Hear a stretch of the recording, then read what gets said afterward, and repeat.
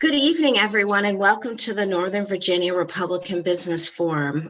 This is the first of several forums we hope to have, and we hope next to have the gubernatorial and attorney general's candidates.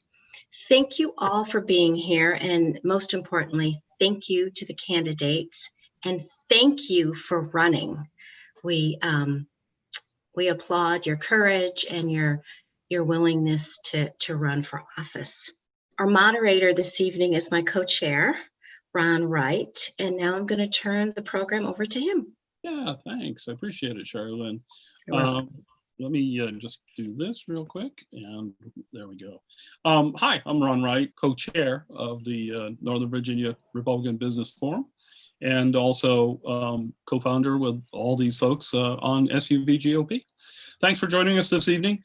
So we'll start the kickoff. We'll let Puneet Ahluwalia join us. Well, thank you. Thank you, SUV GOP. Thank you, Northern Virginia Republican Business Forum, for having this platform for all of us to be able to share the vision and the focus of the future of our great state.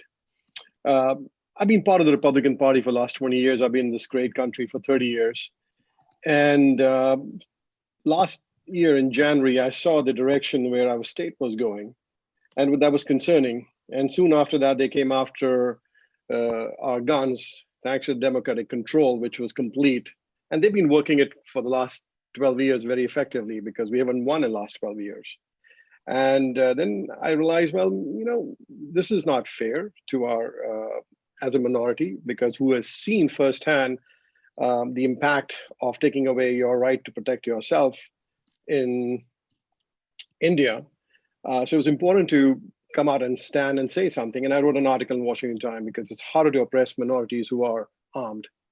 And then I saw the COVID crisis getting worse. And then Governor Northam coming down with his diktat and his way of leading Virginia. And I would say, okay, you know, these are the pandemic times, these are concerning times. So King Ralph is taking certain liberties. So that's fine. But then we saw the way the Democrats found a way to justify looting, rioting in a way of expressing themselves. I said, this is not fair. This is not right. This is something what I've seen in where I've come from in other developing nations. They are turning our country into a socialist country. You see Virginia, especially Tyson's area, boarded up. You see schools closed. This is the mental conditioning that's starting to happen to our great state and to American people.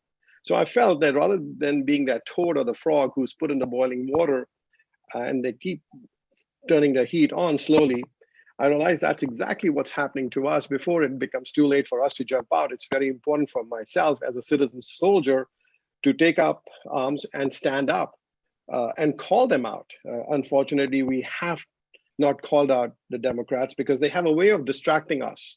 They have a way of creating confusion between the Republican Party so that we turn on each other and we fight. My goal was to be that person who's adopted this great country. This is my home, my wife and my family, and a lot of people who come to fulfill their dream. This is still the land of opportunities.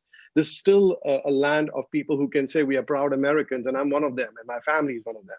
So it was important to be heard and not be taken on by the Democratic narrative, the liberal narrative, which we have seen come in so many different ways at us. And now I feel that talking through each other, not just through social media, not through the Democratic channels, I believe that we have to talk as Republican, as conservative, as Americans about the future, the freedom, the growth, the opportunity this great country has to offer and the state has to offer to people. We need to stand up and fight for our liberty.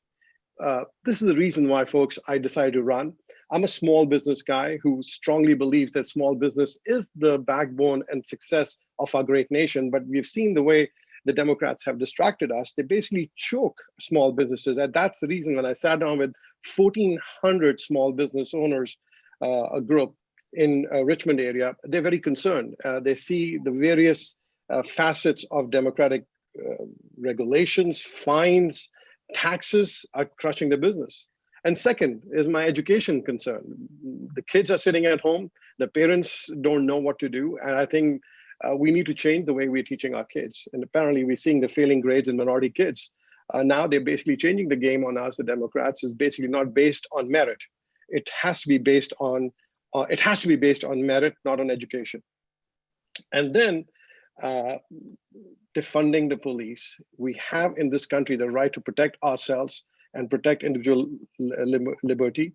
And that's what I'm focusing on. Last point, which is very focused and concerned for me, is voter integrity. Folks, these are the reason I'm running, and I need your support. And thank you for this opportunity. Thanks, Puneet. Appreciate it. Okay, up next is Lance Allen. If you'll unmute, and you have 5 minutes for your presentation. Thanks, Ron. Can you guys hear me all right? Yep, perfect. Perfect. And thank you guys so much for hosting this. I really appreciate it. I know the other participants do as well. For those of you that don't know me, my name is Lance Allen. I grew up in the onion fields of South Georgia with my grandfather, who taught me the value of rolling up my sleeves and doing the work that no one else wants to do. I'm also a 10-year veteran of the Air Force and intelligence communities. I've done everything from track down bad guys to protecting our troops overseas to helping policymakers and decision makers at some of the highest levels keep our nation safe. But more importantly than all of that, what I want you to know is I'm a father and a husband. I'm here to fight for my family, just like a lot of you are fighting for your families right now. And so what I want to say to you tonight is the problems in Virginia, the problems that we're seeing are not new. They are not the result of COVID-19, and they are not the result of just a bad year in 2020. They were the result of over a decade of bad governance, bad legislation, and just bad leadership. Here's what's important to me, because I think you ought to know. I could go down a laundry list of priorities, but I want to give you some priorities right up front. The first thing is opening our economy. There are over 600,000 people without a job right now. I want you to think about that for a second. 600,000 people that have no job, nothing to provide for their families. Now I want to point out the fact that over 340,000 of those people had no job before 2020. There's something wrong. We have to reopen our economy, and we have to put people back to work. Secondly is putting our kids back in school. One of the most recent reports found that over 86% of kids K through 5 went from making A's and B's to C's and D's. We are failing our children, and we are failing our families. Lastly is cutting taxes, not just holding the line, but yes, cutting taxes. Our state budget surplus for the past 3 years was over $1.6 billion. That alone tells me that we have more than we need. Then in 2020, the legislature passed over $600 million in new taxes. And now, just this session alone, you've got people like Senator Deeds who want to propose even more in new taxes. Folks, I don't know what else to say except we're exhausted. We can't afford it anymore. We need to give money back to the people, back to the hardworking Virginians and the small businesses that make up our state. If we want real change in Virginia, real change in Richmond, we need new leadership and better solutions, not business as usual. And that's why I'm asking for your support. For those of you that want to know a little bit more about me, you can visit me online at lanceforva.com or find me on Facebook at Lance Allen for Lieutenant Governor. I'll also say that on those 2 pages, you can find our most recent policy document. I'm the only candidate in this forum with a comprehensive policy on everything from healthcare and Medicaid expansion to protecting our Second Amendment rights to election integrity and opening our economy. So please look me up, and I'm happy to have your support. Thank you all. Thank you, Lance. Appreciate it. Next up, we have Delegate Glenn Davis. Glenn, can you unmute and give us your 5-minute presentation, or however you want? Okay, sure. Thank you. Yeah, thank you so much for having me. I really appreciate it. It's wonderful to see so many friends, even if it is virtually at this point. And I look forward to the day where I can see everyone again in person. You know, I'm running for Lieutenant Governor again because as Republicans, we have to continue fighting. And none of us liked what happened in November of 2020. None of us liked what happened in Georgia this year. But as Republicans, we don't give up. There's way too much at stake. Look, we probably all maybe differ a little on what our legacy should be that we have what we want when we're no longer on this earth. I don't have children, and for me, it's not going to be a name on the building. I'm not that type of person. I don't have that type of money, and I don't care. But I think what we all share is an obligation to hand off this nation and this state that we were blessed to inherit better off than we were handed it. And I think we can all say right now, that's not happening.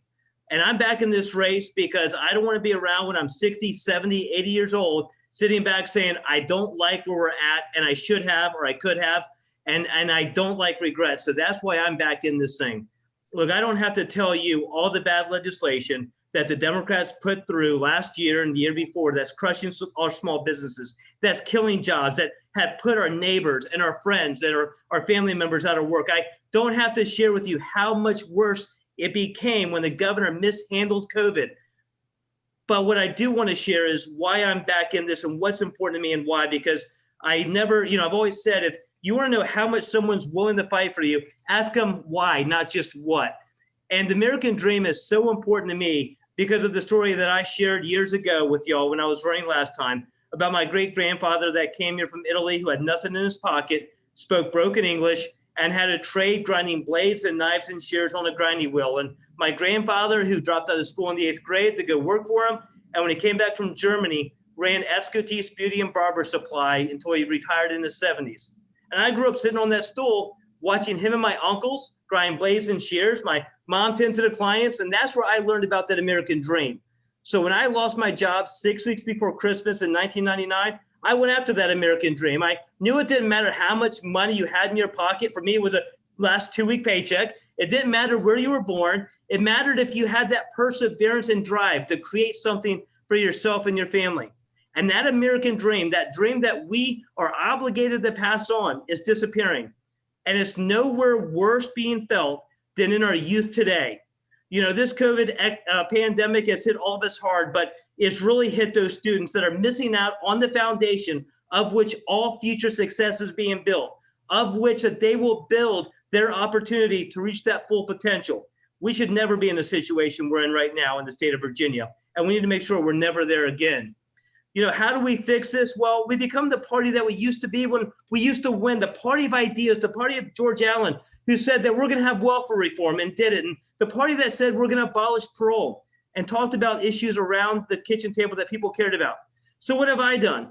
4 years ago, I stood in front of you and talked about the new innovation for coal, and when I went to MIT, and how Southwest Virginia should be looking at graphene research out there. And sure enough, last year, they opened the graphene research facility in Southwest Virginia. I talked about the 300 jobs that I wanted to try to bring to Danville, Virginia, with a company that was expanding, a publicly traded Virginia company. And last year, this 300 jobs went into a 50,000 square foot building in Danville, Virginia, with an average starting salary of $18 an hour. You probably remember when I talked about going to Estonia and meeting the head of a company over there called Starship Technologies. And that's the company that provides those robots you see on George Mason's campus today. A lieutenant governor is only obligated to sit there and repeat. Is that it? Oh, sorry, Jill. Okay. Oh, 1 minute. Okay, gotcha. It is only obligated to repeat 2,000 times if all the senators voted, but that's not why I'm running. I'm running to make a difference. I'm running to restore that American dream that we all hold so dear. And I'm running because I know I can win. I ran last year and got outspent 4-1 against a Democrat that spent $1.1 million against me. They spent $500,000 on TV, and I said, I'm not going on TV because slick TV commercials don't win elections.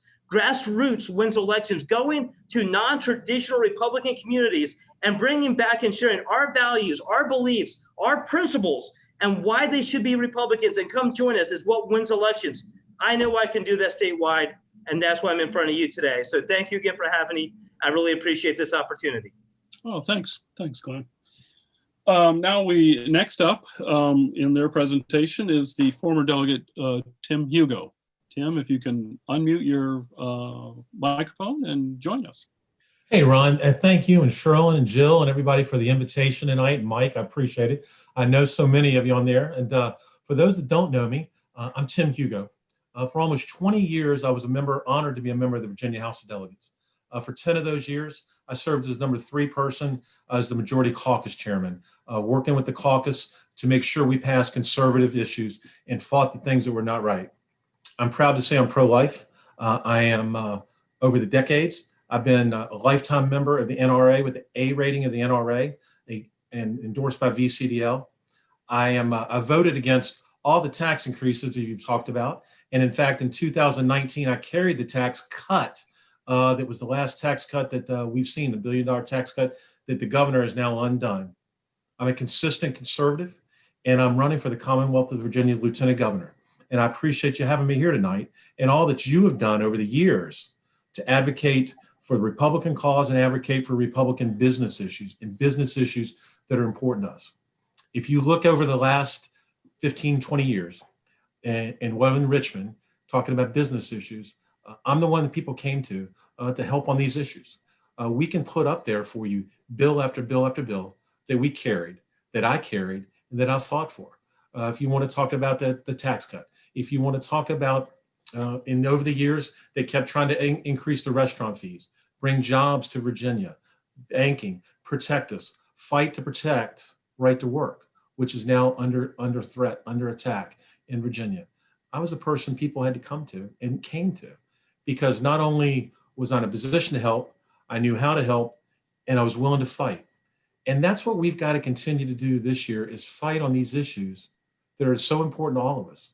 Because I will say this, my friends, and I think everybody on this call is my friend, and everybody running for lieutenant governor is a good person and my friend.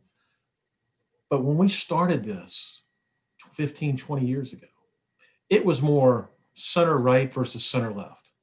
I used to say it ain't your granddaddy's Democratic Party. It's not your Democratic Party of 10 years ago. These are more existential debates we're having now. Did you ever think you'd have a governor talking about infanticide? Did you ever think you'd be debating right to work in the Commonwealth of Virginia? Or that we'd be really worried about our voting integrity like we have been in this last year? Did you ever think Beto O'Rourke came and went door to door against me last year, as did Mrs. Biden, as did Kamala Harris, as Bloomberg put about $1 million in? Virginia's under attack, and we've got to step up and fight back. And here's why. So when somebody asks me, why are you doing this? Life's good. For all of you with kids, somebody came to me and said, look, your kids are older. You're not cutting up the hot dogs anymore. Everybody's out of diapers. What are you doing? And I drove through Richmond this summer. And if you ever drove down Broad Street this summer, it breaks your heart. Shop after shop, Vital restaurant that had been there for years. Everything's boarded up.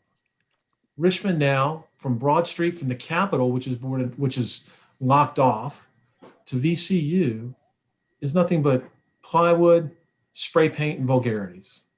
And I said to myself, if we don't step up and fight, the people like us that can fight and will fight, if we don't do it, we leave that fight to our children. And that may be a fight they cannot win, or it'll be harder for them to win. So we're here now, and I'm asking you for your support. I'm also asking you for your prayers as we go through this, because it's going to be a challenge. Democrats are going to have a lot of money, but I do think we can win.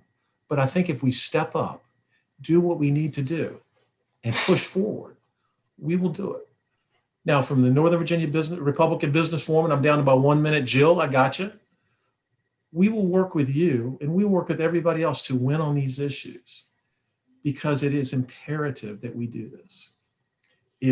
Hopefully I see all these great questions popping up here in a minute that I look forward to talking about. I want to talk about voter integrity. I want to talk about right to work, taxes. If you want to talk about regulation, Ron, I know you've been working on the Virginia Clean Energy Act to repeal that. Thank you. We've got to push back on issue after issue. And if we don't, my friends, we'll regret it, and our children regret it. So I just want to say thank you to all you for being here tonight. What a great turnout. Ron and Jill, Sherilyn, Donna, you throw a great party. Thank you for having us over. And let's, Mike and them, let's go forward. Let's talk about this. Let's go and win. Let's have it out in this primary convention, whatever it's going to be. Let's duke it out. But when it's over, let's get together as Republicans and win and take it to the Democrats for our kids. Thank you so much. Thanks, Tim. Appreciate it. Okay. The final candidate for their 5-minute presentation is former Delegate Winsome Sears. Winsome, if you'll undo your microphone and unmute, and away we'll go. Wonderful. Okay. Thank you all for being here. Thank you. You could have been doing something else, but you recognize that this is very important. And so because of that, I'm glad you're here. And I thank you for hosting this forum as well. My name is Winsome Sears, and as you've already been told, I used to be a delegate in the General Assembly. I was a delegate for parts of Chesapeake, Norfolk, and Virginia Beach. And I won that seat. My opponent had the seat 11 years, and then his father had the seat 20 years. And so I was running against a family dynasty. In fact, I was running as a Republican in a majority Black district, a Democratic district. And it was made even more Democratic after redistricting. Well, no one gave me any chance of winning, but we did. We worked hard, we knocked on doors, probably not going to be able to do that this time. Those were different times, but we won. And here's what's significant about that, because that's what's going to be important in this race. I did something as a Republican that had not been done since 1865. I won as a Republican a majority Black district. And that's what we're going to have to do. All of these wonderful things that we're about to tell you, it's good, it's great. I agree with most of everything I've heard. In fact, it sounds just like my talking points. But folks, the idea is that if we don't get voters in, we're not going to win. I have been for the past 13 months exclusively trying to reach voters, trying to talk to them, to bring them into the party, to tell them about our values and what we stand for. Now, I am just like you. I left the political stage and became a regular citizen, but then I've been looking around and I'm noticing that the current state of affairs when it comes to politics, when it comes to the moral values, when you have a governor who is telling us that you can just have a baby after an abortion and leave it there to die, is anathema to me. I can't understand it. And then our Second Amendment rights are as well being eroded. And our businesses, our jobs are being lost. People are depressed. People are having to wait for a $600 check that didn't come, except all of a sudden now it's being given. So I am saying to you that I was a freshman delegate, and as a freshman delegate, I got several bills through that people said I was committing political suicide, but it had to be done, and I did it. They say it took courage. I say somebody had to do it, and it had to be me.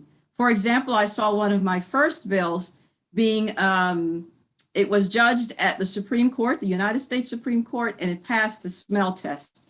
And as a consequence, it was upheld. Now, I am for Second Amendment rights. Most of you probably know I am a former Marine.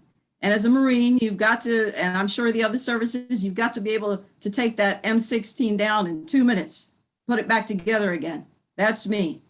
I have had a stellar record when I was running and when I was in office when it came to Second Amendment rights. One thing I recall when I was a freshman delegate was that 1 minute. The elders told us that we had to reach across the aisle. We had to have kumbaya. We had to have peace in the valley because the Republicans had the majority. But I noticed that as soon as the Democrats had the majority, there was no kumbaya. Nobody reached across the aisle. And there certainly, as a result, was not peace in the valley. They ran roughshod over the Republicans, and my friends, that can't be. That is not how you govern, and that's not how I will govern.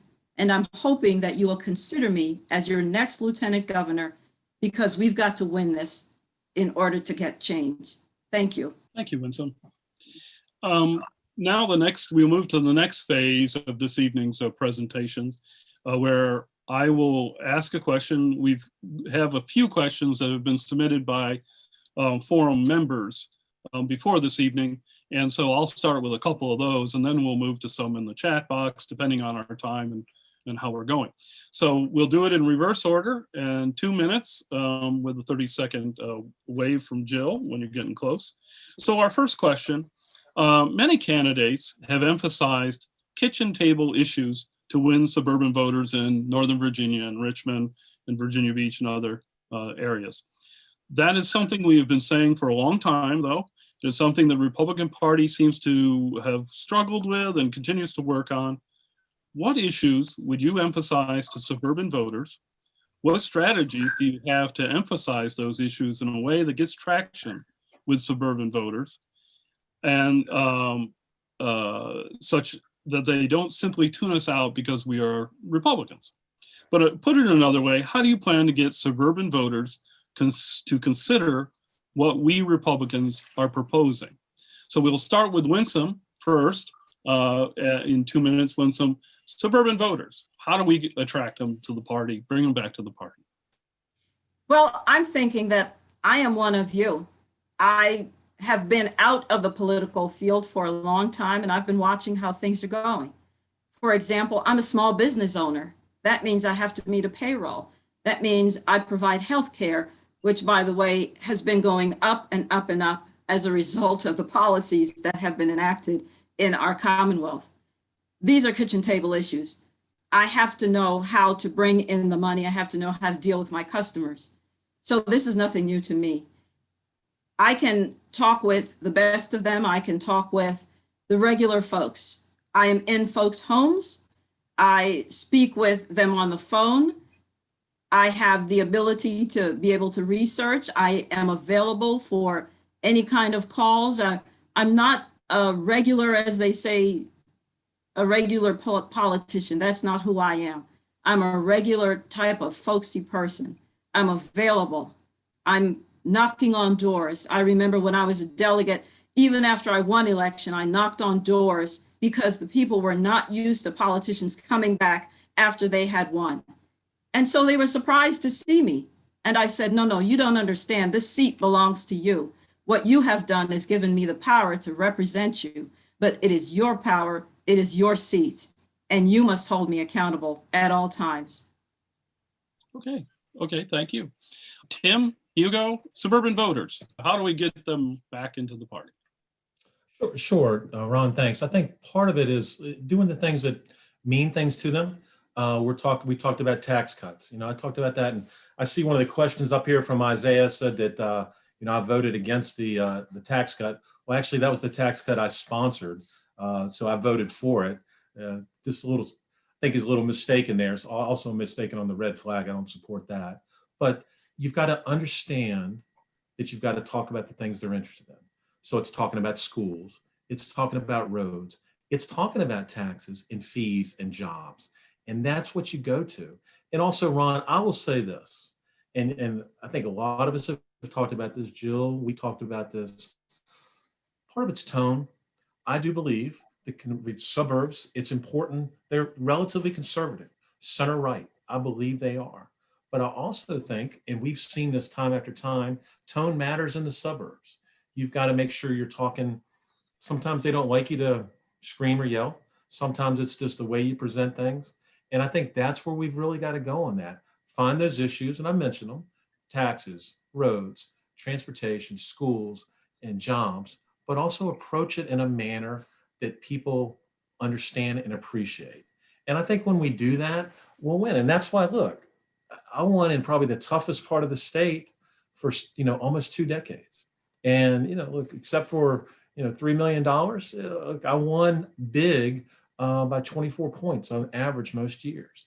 I think when we return to that, when we return to candidates that talk to people, not talk at them, and also ask them what they are interested in, what they want to do, I think that's where we win. And it's really simple. I took it as a point of pride. Sometimes they called me Delegate Pothole, and I'm going to wrap up, Jill. But I took Delegate Pothole as a compliment because I was talking about the thing that was in front of their door, in front of their driveway every day. So I appreciate it, and we'll work on it, and we'll work with you to get the suburbs to support Republicans. Thanks, Tim. Glenn, how do we get suburban voters? Sure. So Well, I appreciate the question. And part of it is you probably need to already have those relationships built. If you don't have those relationships with suburban voters and some of the community, especially the minority communities, you're going to have a hard time getting in if you don't already have a relationship with them and people that can help you in there. And I've been honored to have those relationships going back to my time on City Council in Virginia Beach before I ever stepped foot in the House of Delegates. But we need to go out there and we need to meet them where they are first, and then listen to them and formulate the issues around what's important to them around their kitchen table. I'll give you a prime example. I was out 4 years ago when I ran, and I was invited to a lieutenant governor debate at Mosby Court in Richmond. If you know Mosby Court, there's shootings every couple of days out there. And I was the only Republican that showed up. And when after it was over, they came and wanted to talk to me because even though I was invited, why would I go? And what did our party have to offer? And I said, do you want your child to have the same challenges you had growing up and to be on the same government programs? Or do you want him to have the chance at the American dream, or her to have the chance at the American dream that I had? And they all wanted that. And I said, our party is not a party that wants to get rid of your security, the security blanket, to get rid of Medicaid or to get rid of welfare. But we want to make it a hand up, not a handout. We want to create a bridge to be able to walk off those programs and be the role model for your child you want to be. And that opened their eyes, and to give them those opportunities of understanding that we're the party of equality. We're the party of a level playing field. When you go in there and you talk to them and you ask them what it is that they want that is important to them, even now with defunding the police, you go to those communities and they're concerned. They're the communities that have been buying firearms now more than anyone else. And we've seen that over the last few months. So that's, I think, important, to go to the communities and talking about what they want to talk about. And we've been there for a long time. Thanks, Glenn. Lance, you're next up on suburban voters. Hey, thanks so much. Look, I think first off, if we're going to talk about kitchen table politics, we ought to talk about the fact that most Virginians can't see their kitchen tables because of the rising bills piling up. So I want to talk about what's important to you. And the first thing is, I think, as I've said before, and we all kind of alluded to it, is opening the economy and cutting taxes. We have to put people back to work. Not only is it insane to live in Northern Virginia right now, most people can't afford it across the state. So I think we have to do a better job of making sure that people can work and can live in the areas they want to live in. So we do that by opening the economy. The second thing that we do is help small businesses. Small businesses make up 97% of employers across our state. And right now they're hurting, not just because of the economy, but also because of these blanket mandates. Businesses have proven that they can reopen safely, and we should empower them and give them the resources to do that so that they can create more jobs. We should also cut taxes. I've said it before and I'll say it again. One of the things is, $1.6 billion in surplus tells me we have more than we need. $600 million in new taxes last year, with more tax rises on the way. So I think we need to do a better job of putting money back in the pockets of hardworking Virginians and small businesses. The other thing that I really think that we need to talk about is education. What's more important to you right now is having your job and putting your kids in school. You heard me talk about earlier about the fact that over 86% of children K through 5 right now went from making A's and B's to C's and D's. So you kind of feel like the government's failing you, both in terms of how you live and how you work, and they're failing your children. One of the great things that I'm happy is coming out of my very own town of Fauquier County is a bill that would give vouchers back to parents. If your school won't let your children in, then you should be able to take your child wherever you want to go. And this will give you that money and those resources back. I think the money should follow the children and not the institution. Thanks so much for your time. Thank you, Lance. Puneet, you'll finish up on the suburban question. Well, thank you, Ron. You see, you cannot come into communities which have changed in the last 10 to 12 years, 3 or 6 months before the election, and ask them for their vote because you never made the investment. You've never built the grassroots. You never sat down and had fundraisers or events with these grassroots organizations or our county committees. And then you suddenly expect these folks to vote in favor of our party and our values. That has been one of the biggest issues why we haven't won in Fairfax or lost in Prince William and Loudoun County. And as an immigrant who has been here and deal with the suburban folks as I do business here in Northern Virginia and the rest of Virginia, our issues are the same. What's important to them is that, do we empathize with them? Do we really fight hard for them? When I sat down with 1,400, the leaders of the 1,400 business organization, which are all predominantly minorities, they said our leadership doesn't fight that hard. The Democrats are so concentrated on taking on their agenda and driving it down our throats. We've seen that happen in our school and colleges too. We've seen that happening in the health issue. They have basically were supposed to effectively make COVID medicines available to all Virginians, but they have not been able to do that. We have not been able to communicate to our voters the ineffectiveness of the Democratic Party and the leadership. Terry McCullough felt so emboldened that he can come back again and revisit and run for governor again, because they feel that we really don't have a grip on the understanding. The important thing is we can talk about the same issues for transportation, education, those are fine. But the important thing is you've got to get into these communities and understand their issues and fight for them or stand up for them. We don't do that. We just talk about it. And then we stand in a circle and shoot at each other. It's important for us to really come together and define ourselves. And that's the reason I'm standing up for small businesses. I'm against defunding police. At the same time, I am for better education and more magnet schools and large Wi-Fi all over Virginia, just not in Northern Virginia. And second, I mean, that's it. Yeah, thanks, Puneet. Appreciate it. And that finishes the first question. Taking priority, I came up with this next question. It's something that Tim alluded to, and something that the forum and SUV-GOP is pushing hard in this legislative session. In the state, energy is a key to all economies, and every state economic development authority will talk to you about the need for energy and electricity for our data centers, our factories, everything for the economy. And young people are very concerned about the environment, conservation, and especially the impact on land use and property rights. We are working to repeal the Virginia Clean Economy Act, which was passed last year by the Democrats and signed by Northam. It is a concern because it's going to wipe out hundreds of miles of forest and farmland and make Virginia reliant on an unreliable energy sources, such as solar and wind. And yesterday, the Democrats submitted a bill for Virginia's own Green New Deal. The Green New Deal Act is the first in the country. Virginia has swung quite left. We're at the point where we're going to bypass California, New York, and our other friends. So, Tim, you start off, 2 minutes. Can you address how can we stop this trend, and how can we prevent the Democrats putting this kind of legislation through in Richmond? Well, Ron, thanks for what y'all are doing to push back on this, and that's part of it. We just got to get out there and let everybody know. You know, this Virginia Clean Economy Act, the Green New Deal, it's got a great appeal. You know, you said it's the young people like it, has a generic appeal. But I think what we've got to make sure people understand is it's a job killer. It's going to hurt our businesses. It's going to hurt small business. It's going to hurt large business, from the little mom and pop shop to the data center. And here's the other thing too, that bothers me beyond belief. So I look at everybody here on this call, and everybody's doing very well. But there's a lot of people, if you increase their electric bill by $100 a month, that's a lot of money to them in a lot of parts of the state. And that's what these people are doing. They're increasing the costs on some people that can afford it least. And they're also going to kill jobs as we're going to Virginia. I think we can work to make sure the economy's cleaner.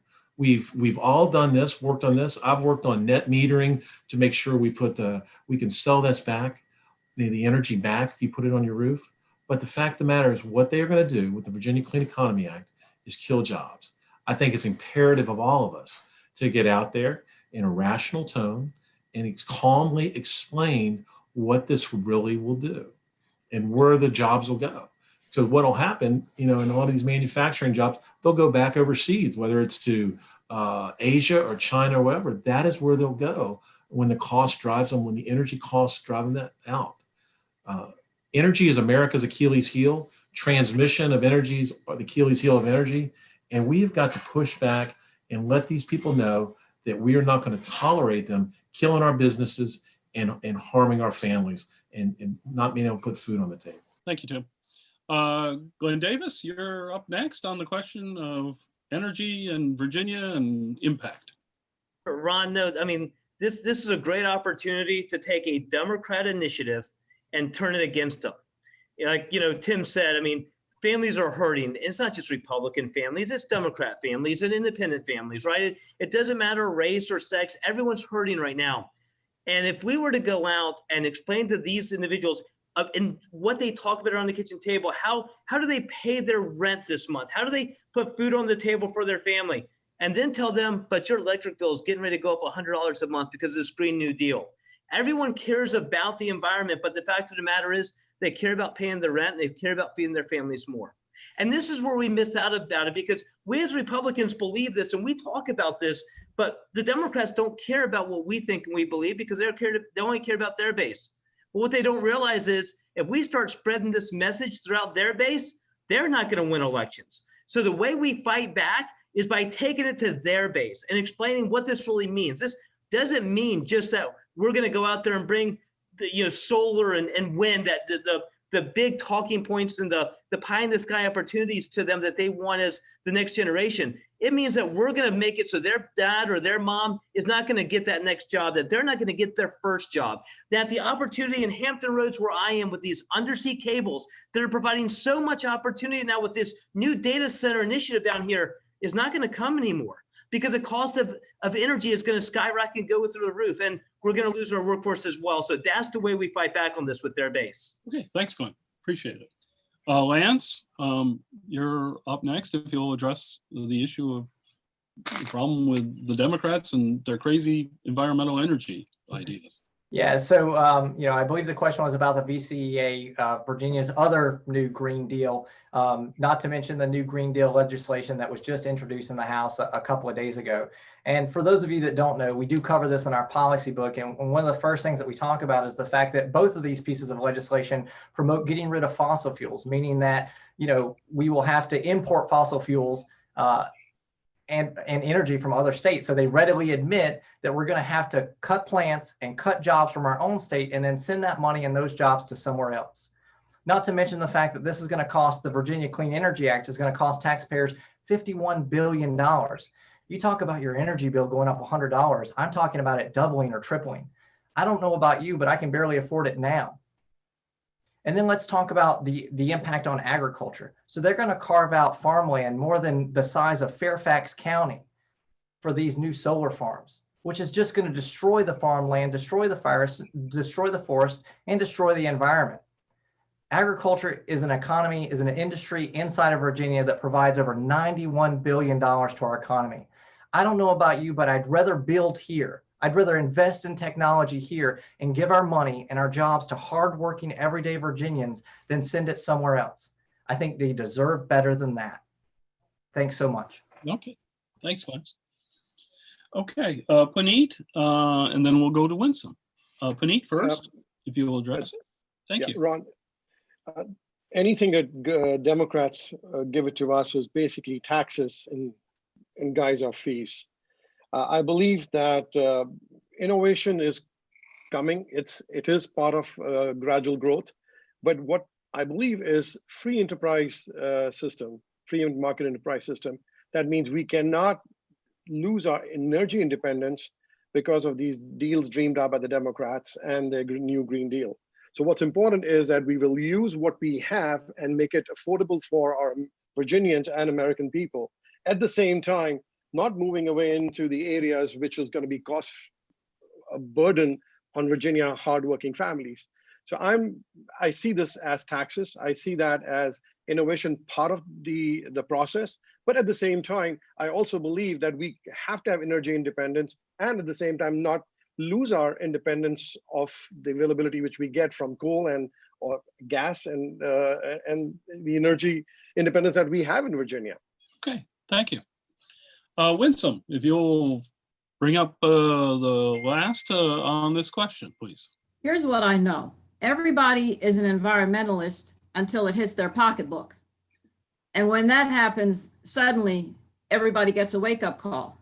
And then I also know, for example, that when Alexandria Ocasio-Cortez and Bernie Sanders rolled out their Green New Deal and folks understood what was actually in that proposed legislation, everybody tried to run away from it. But why are you running?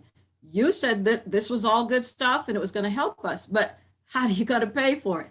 That's always the big thing. How are you going to pay for it? That's right. You're going to take money out of our pocket to pay for your fantastic dreams.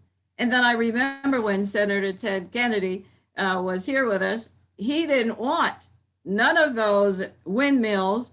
He didn't want any of those solar panels anywhere near the Kennedy compound. So not in my backyard, let's put it somewhere else. And that's always the thing. It's always somewhere else, somebody's problem. And generally it ends up affecting the minority community or the poor and rural areas. I tell you what, everybody needs to understand that this is not going to end well. When Elon Musk tells us that there is not enough renewable types of energy to fuel the cars that he's making, those beautiful cars, then we're in trouble. Where is the energy going to come from? It has to come from the coal, the gas, the fossil fuels that everybody's railing against until it hits them in the face, it hits them in the pocketbook. So I say, no one wants to breathe bad air. Everybody knows this. Nobody wants to have lung issues. No one wants their children to grow up in a cloud of smoke. We all know that. But we have to be careful how we go about this. We have to take it step by step. We have to make sure so many jobs aren't being lost just because we're following somebody else's dream of what they think the world should be like. This is the real world. We're dealing with real people, real problems. People need jobs. We can't afford any of this, right? Thank you, Winsome.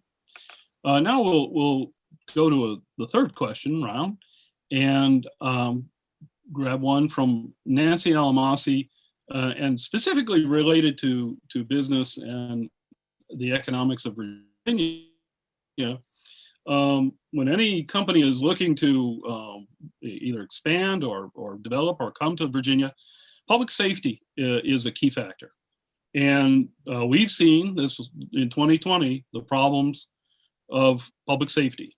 And so if we'd like you to address the defunding of police efforts, the problems we're facing in the Commonwealth.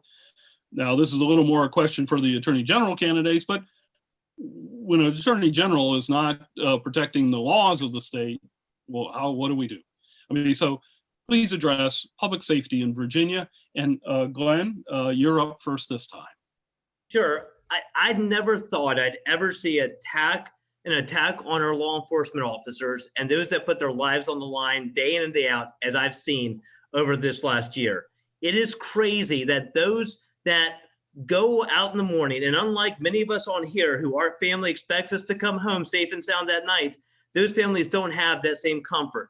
And those are the ones being attacked. When did we go from a society that bought lunches for our law enforcement officers to people that was actually spat in their lunches? And it is absurd that we're at that position. So what do we do? Well, the first thing I think is, once again, I'm a big fan of going right at the Democrats hard, right at their own base. I mean, I loved reading in CNN, and I don't quote CNN often, but when they actually interviewed one of the community organizers in Portland, when it was Occupy Portland, and she said, it pains me to say this, but we need our police back in our neighborhoods. We were safer with the police than we are now. No kidding.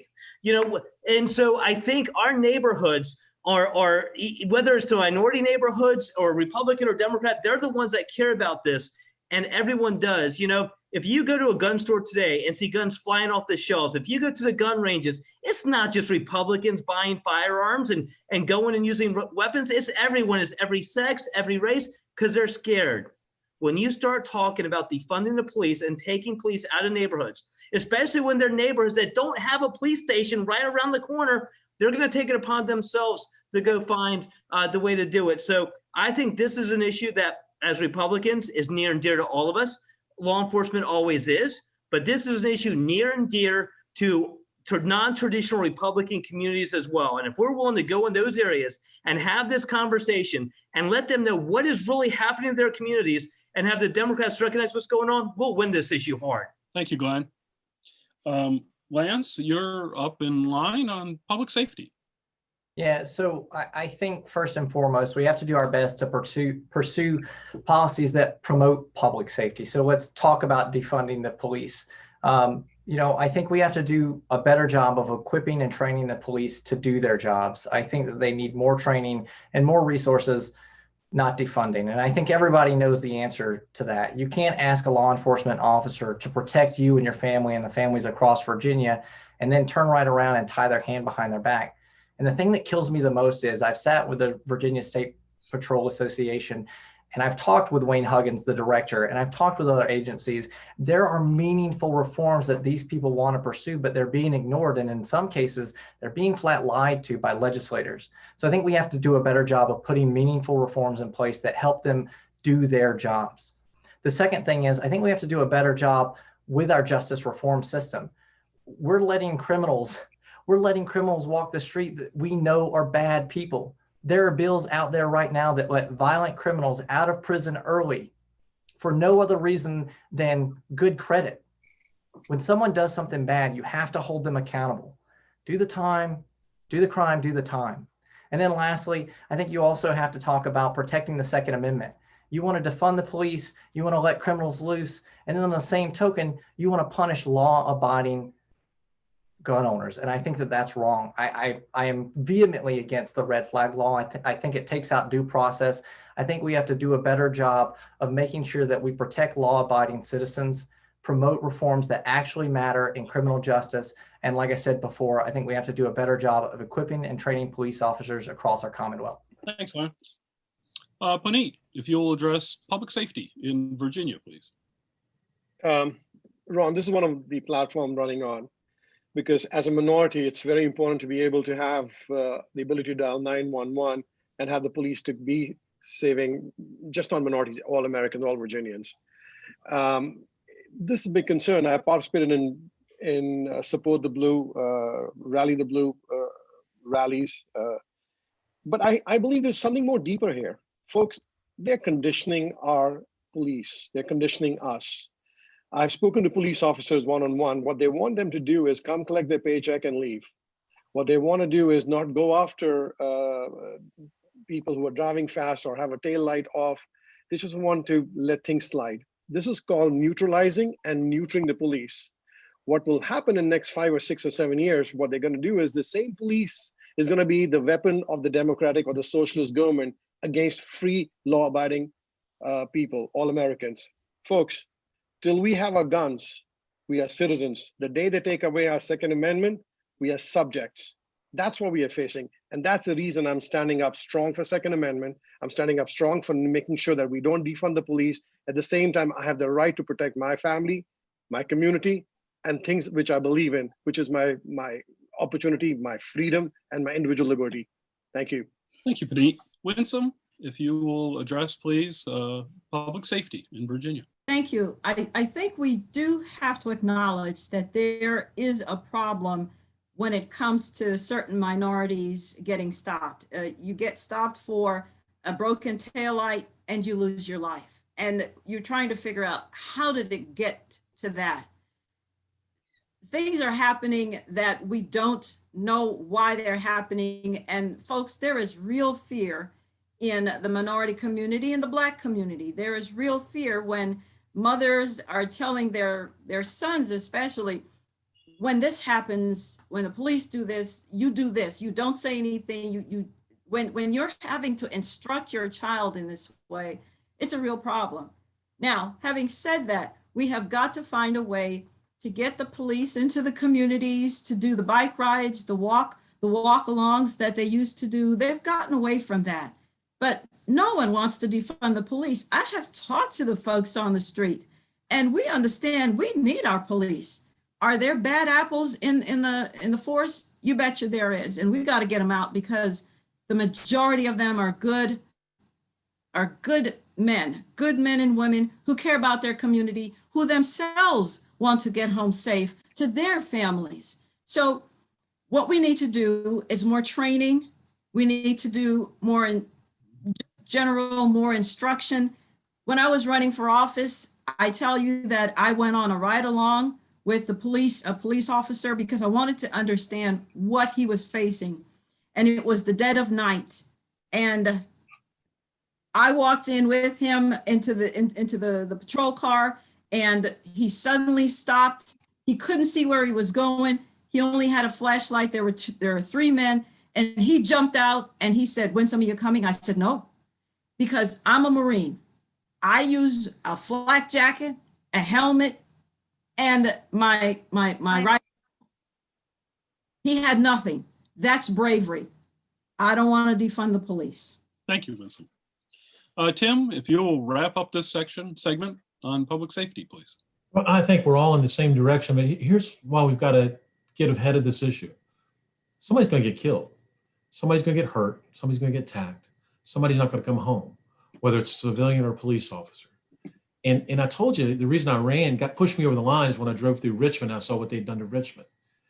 And you look what happened in Northern Virginia here last year when they, Soros put $600,000 into Arlington to take out a Democratic Commonwealth attorney, $500,000 to take a law and order Democratic attorney out of Fairfax, and $1.2 million to defeat a Democratic Commonwealth, a Republican Commonwealth attorney in Loudoun. And the reason was, and look what they're doing, talking about this bail. They are changing the law now without changing the law, without going through the General Assembly. And somebody's going to get hurt. And here's why. And I think Glenn, you alluded to it. I talked to a friend of mine and his son. How's Chris? And he's a police officer. He said, "Tim, he's depressed." And my daughter took food to the police the other day, her little troop, American Heritage Girls. And the police officer said, "Thank you, we need this. We are down." But if you ask them specifically, I said, "How is it impacting you?" And this is what they said. We respond to calls now. If we get a 911, respond. But we used to be proactive, go out there and we're looking for problems. We're looking to see. 30 seconds. And now they're not doing it. What they're doing is they're sitting in their car and they say they're playing Facebook. That is a danger to our families. That is a danger to each and every one of us. We have got to support our police. We've got to do it through legislation. We've got to push back on the narrative that the police are bad, and we will before somebody gets hurt. Thank you. Thanks, Tim. This will be the last question, and I'm going to try to pull them all to kind of some of the points that are being made in the chat box. Also, grab Prince William County Chairman Tim Parrish's question here. Can you address, and see if I can put them together, the concern about voter integrity, the concern about government, and also the changing demographics of Virginia? How are we going to reach out? I mean, I think this is an issue Republicans are discussing internally. How do we come together? How do we reach out to more non-traditional Republican communities? And how will you specifically reach out to non-traditional Republican communities?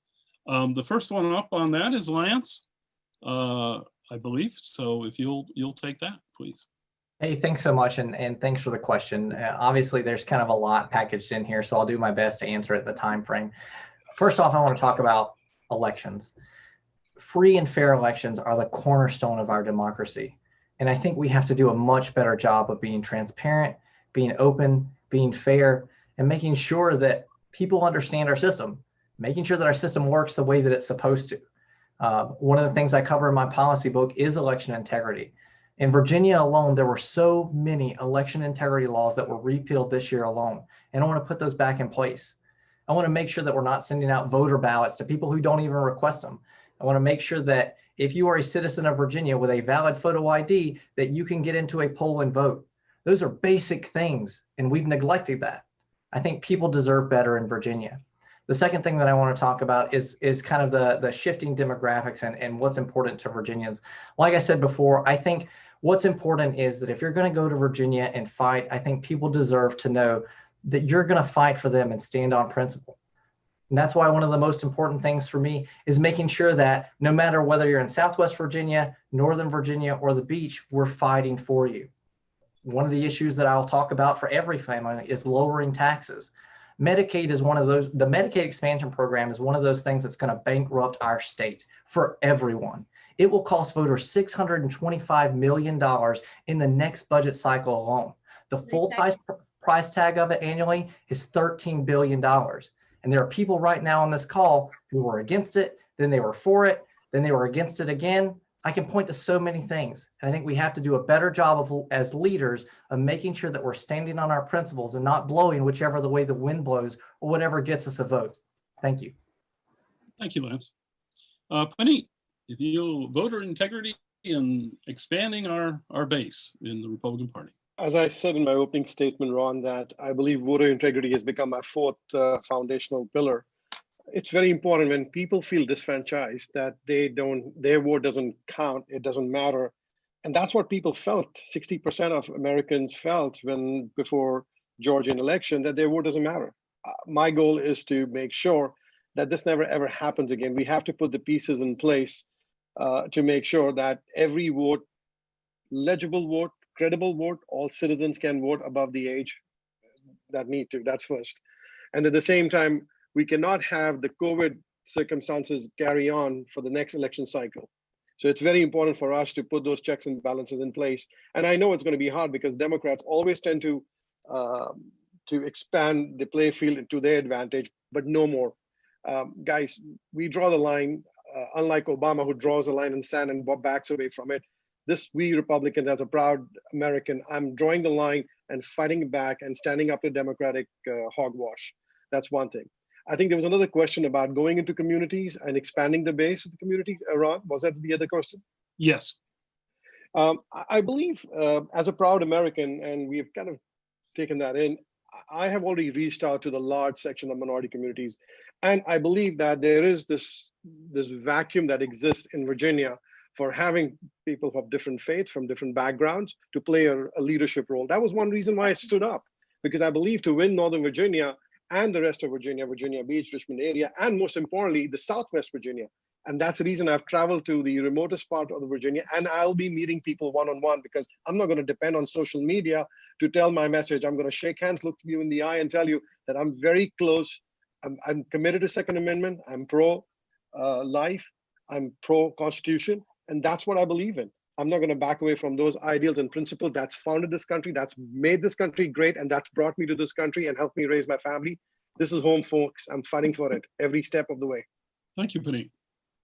Winsome, if you'll address voter integrity and how to expand the Republican Party. Thank you for that question. It's a very important question because, as I said in my opening statement, unless we can expand the voter base in the Republican Party, none of this matters. All of what we're saying will not matter. We have got to get new voters in. We have got to get those relationships started, and it may be too late, but I hope not. I have been doing this for 13 months. And listen, remember, I could not have won my election unless I had reached into the Black community because they were 58% of the electorate. So I know how to do this, and I've tried to help my fellow Republicans understand how to do this. When it comes to LGBT communities, I employed a wonderful plumber. She's master plumber. She's part of that community. We talk all the time. We laugh together. We have food together. I say, as long as we respect each other, then it's fine. So if you're coming out of the closet, we're going to work together. We're going to do everything together, but I don't want to be pushed back into that closet. That's all I'm saying. We'll respect each other. We're all adults. We'll work together.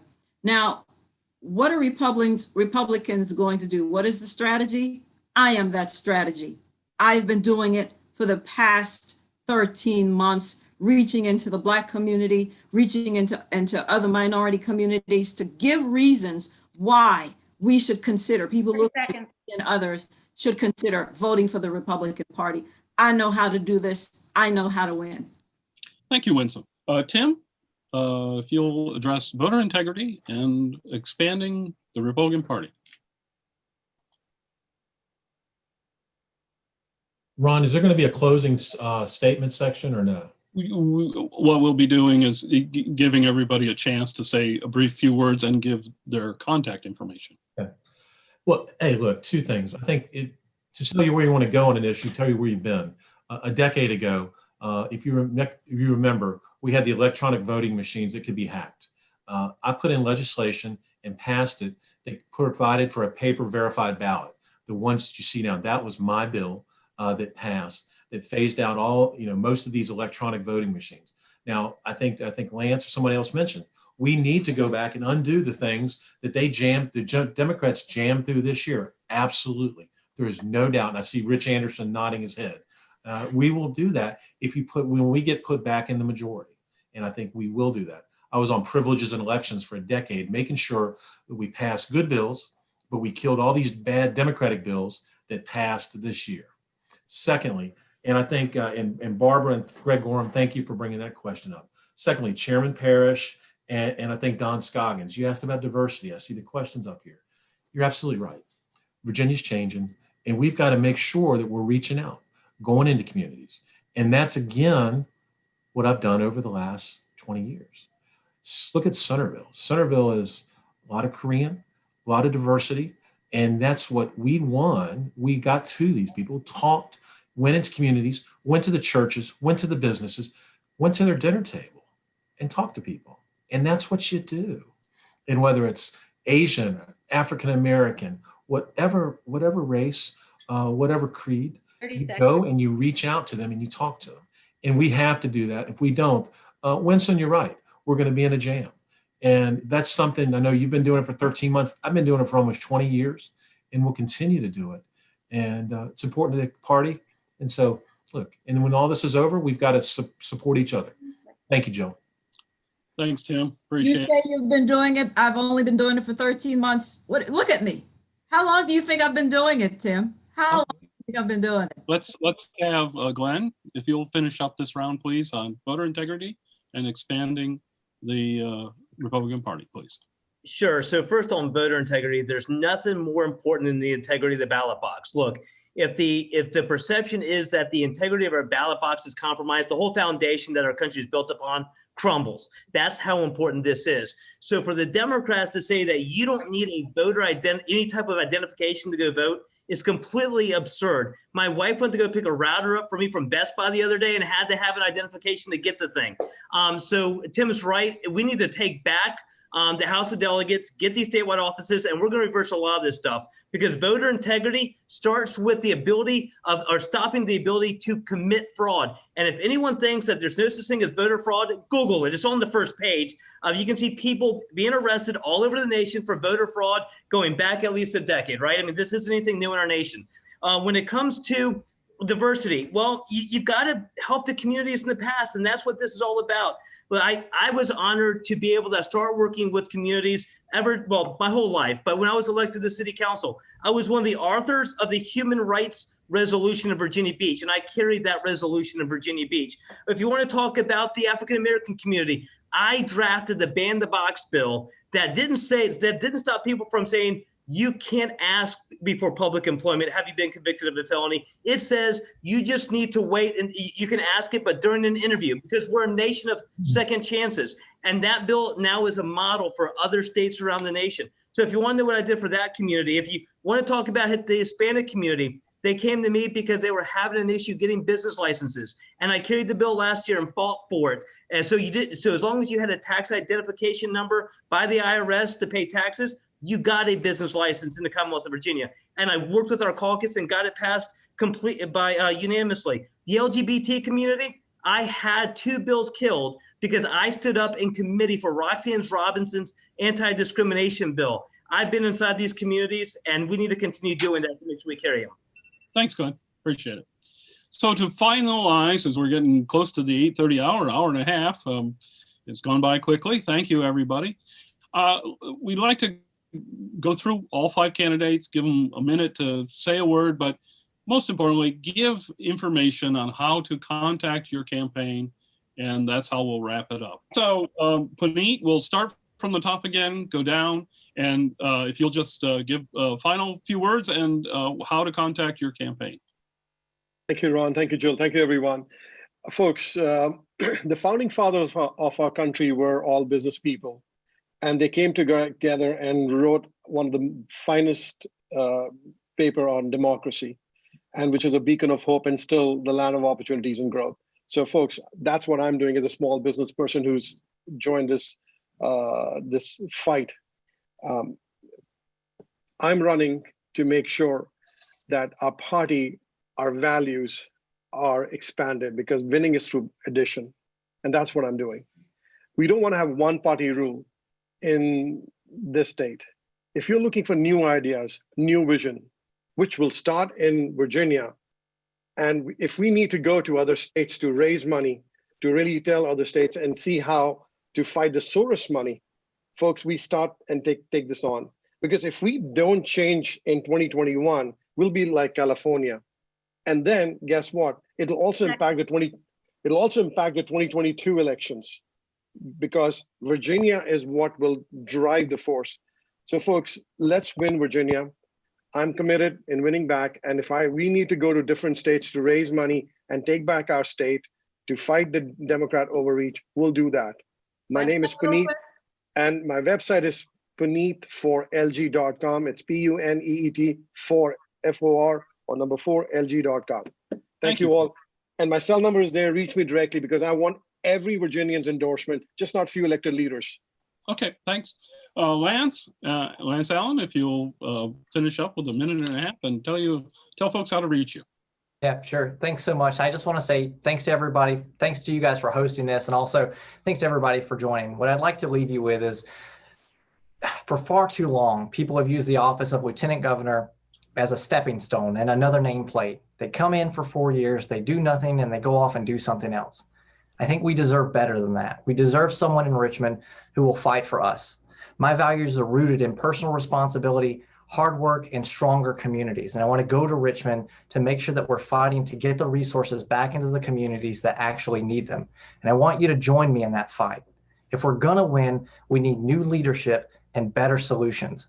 If you want to join me, you can find me online at lancerva.com/join now, or you can find me on Facebook at Lance Allen for Lieutenant Governor. I'm asking you to join me in this fight, because our families deserve better than business as usual. Thank you all so much. It's really been a pleasure. Oh, thanks, Lance. Appreciate it.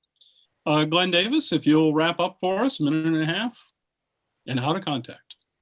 Sure. So thank you again for having me. I really appreciate this opportunity. And look, I know this is a lot of passion, but like I said, I'm in this for the fight. I've been blessed to be born in a wonderful country, the best country in the world, in my opinion, and probably, well, not probably, but the best state in that country. And I intend on fighting and to make sure that we leave it the same way or better to that next generation. And that's why I'm so passionate. And I'll take that fight to the Democrats like I always have. I'm honored to have the over 50 elected officials across the Commonwealth of Virginia that I've gotten to join me in that fight. And we're going to continue growing it. When it comes down to it, at the end of the day, we need to win in November. And if you've seen my elections, I go right at the Dems. They can pick the topic. Like with the topics here, it's about going at them on whatever topic, with whatever group, at whatever location they want to do battle. We win. We've got the right message, the right principles, the right values.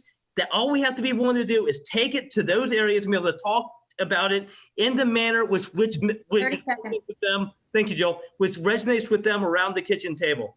I'm Glenn Davis. My website's www.davis4lg.com. I'd love to earn everyone's support here. Thank you again for having this for us tonight. Thank you, Glenn.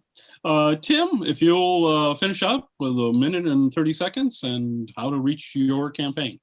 Hey, well, thank you all for having us here tonight. Like I said, bringing us into your home. We appreciate it and see so many people here. You know, SUV, there's a nexus between SUV and the Northern Virginia Business Forum. And I think there's a nexus between being a conservative and the business community. And that's what I think I bring to the table. I'm the business guy that's conservative and the conservative who's a business guy. And I think if you've seen over the last almost 20 years, again, I've voted against the tax increases. I've supported business. I am pro-life. I was endorsed to have a lifetime A rating from the NRA and endorsed by VCDL, a consistent conservative. I think that's important for a couple of things. One, we need to win a primary, but two, we need to win a general election in November.